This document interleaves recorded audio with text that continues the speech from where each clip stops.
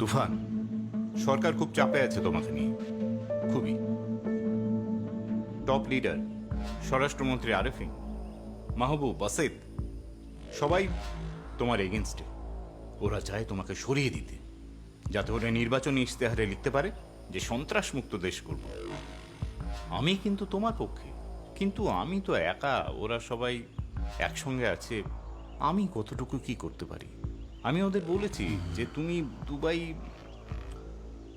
বুঝতেই তো পারছো, দুবাই দুবাই চলে গিয়ে তুমি ওখানে কিছুদিন কাটিয়ে আসতে পারো।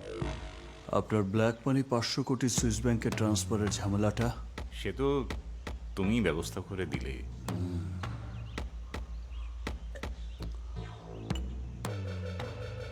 আর গাজীপুর ফরেস্টের 100 একর জমি দখলটা? হ্যাঁ, সেটাও তো তুমি। আপনার মেয়েকে যে ডাকাত কাশেম তুলে নিয়ে যাইতে চাইছিল সেই ব্যাপারটা? তোমার জন্যই তো আমরা টেনশনহীন জীবন কাটাতে পারছি।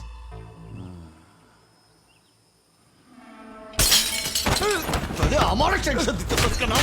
আমার টেনশন দিতেছস কেন? আমি টেনশন দিব, তুই টেনশন খাবি, গিলবি, তুই টেনশন হজম করবি।